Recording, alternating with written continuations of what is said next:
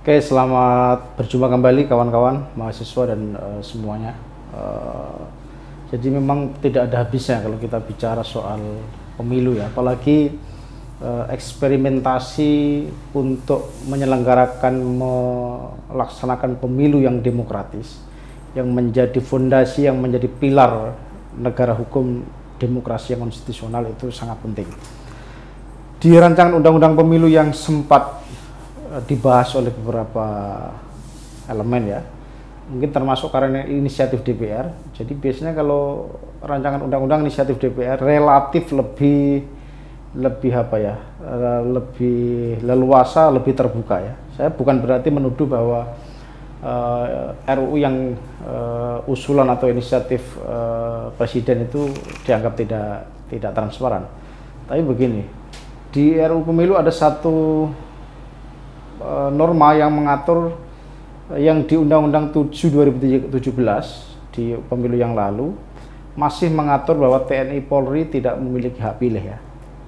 Tapi tiba-tiba di RUU pemilu yang baru yang kemungkinan ini akan dihentikan ya, akan diaborsi oleh parlemen sendiri, tidak ditemukan satu norma, satu pasal atau ayat yang melarang TNI Polri punya hak pilih.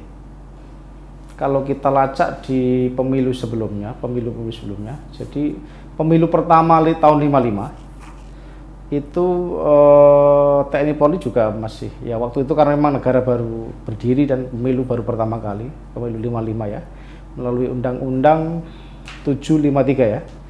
Jadi kalau kita flashback sebentar soal, nanti kita bahas soal sejarah pemilu ya. Kenapa di Undang-Undang Dasar yang lama, di konstitusi yang lama, yang produk para founding fathers itu tidak menyentuh sama sekali soal sistem kepemiluan ya. Tapi kita melacak pertama kali di Undang-Undang 753, undang-undang yang mengatur soal pemilihan anggota konstituante dan anggota DPR, itu TNI Polri tetap punya hak pilih. Tapi tiba-tiba di dalam perjalanan begitu Orde Baru naik, kemudian berkali-kali 4 atau 5 kali pemilu ya, kekuatan rezim Soeharto menggunakan kekuatan TNI Polri untuk menjadi bagian dari rezim despotisnya, maka akhirnya era reformasi menganggap bahwa TNI Polri harus netral. Dihapuskannya dui fungsi ABRI, bahwa TNI Polri setelah reformasi penyebutannya bukan ABRI tapi ada TNI dan Polri, maka tidak boleh berbisnis, tidak boleh politik praktis, tidak boleh di dunia manapun, tidak boleh dua muka, dua fungsi.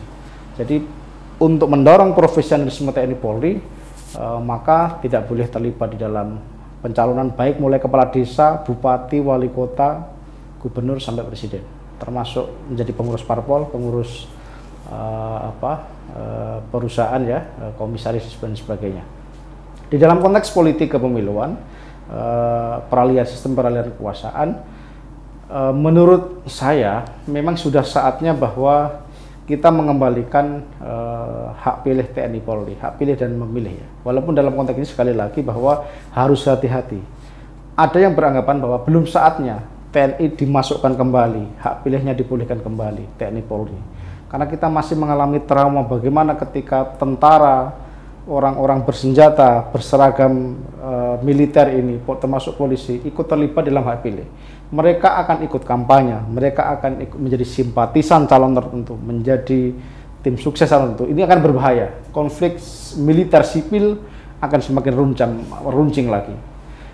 Tetapi di dalam konteks hak mendasar, coba dikaji lagi di ICCPR, di DUHAM, di pasal-pasal di DUHAM ya. Elemen TNI Polri adalah bagian dari warga negara yang tidak boleh didiskriminasi. Tapi dalam konteks sejarah politik bernegara kita, ada satu luka yang lama tidak bisa disembuhkan, bahwa keterlibatan TNI Polri, kelompok bersenjata di dalam sistem politik, di dalam peralihan kekuasaan, ini akan membahayakan. Potensi berbahayanya lebih besar daripada kemaslahatannya untuk mewarnai sistem pemilu atau mewarnai perjalanan demokrasi. Maka Kalau mau dimasukkan di RUU Pemilu yang baru, kemungkinan 2024 mereka sudah bisa kembali dengan catatan bahwa hak pilih mereka dimaknai tidak boleh terlibat di dalam kampanye, terlibat di dalam menjadi calon dan sebagainya yang aktif ya. Kalau sudah purnawirawan boleh, tapi begitu mereka sudah terlibat dalam kampanye, dukung-mendukung menjadi tim sukses, itu berbahaya.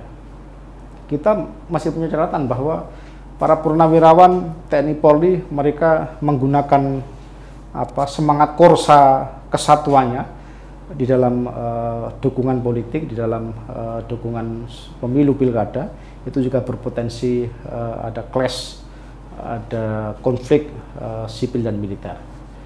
Bahkan antar angkatan di Akabri, di Polri itu juga berbahaya. Makanya menurut saya pengaturan soal hak pilih TNI Polri juga tetap harus berhati-hati dengan beberapa catatan, misalnya itu dimaknai hak pilih yang rahasia, tidak terbuka untuk dukung-mendukung, mengkonsolidasi kekuatan calon dan sebagainya. Kalau itu tidak dibarengi dengan pengaturan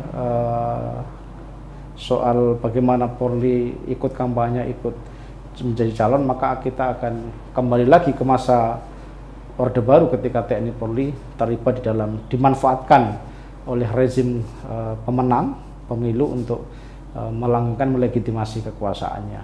Jadi ini yang berkaitan dengan sistem hak pilih di TNI Polri. Tapi saya kira memang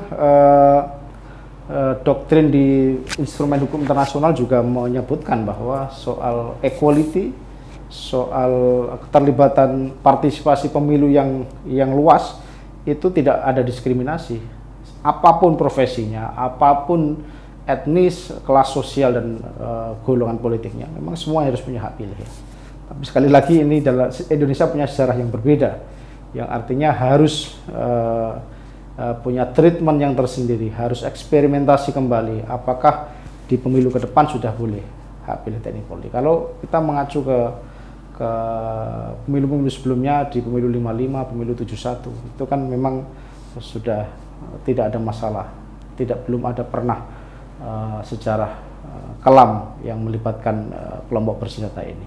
Bayangkan kalau pilkada ada sekelompok TNI yang menjadi pendukung calon ini, mereka bersenjata melawan kelompok calon yang satunya, mereka bisa perang, bisa banjir darah kita. Kita tidak bisa menyelenggarakan pemilu yang berintegritas demokratis, tapi justru melahirkan perang saudara.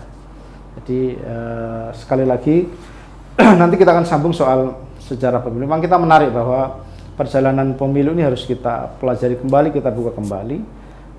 Ada banyak isu di RUU Pemilu, tapi salah satunya isu TNI Polri ini.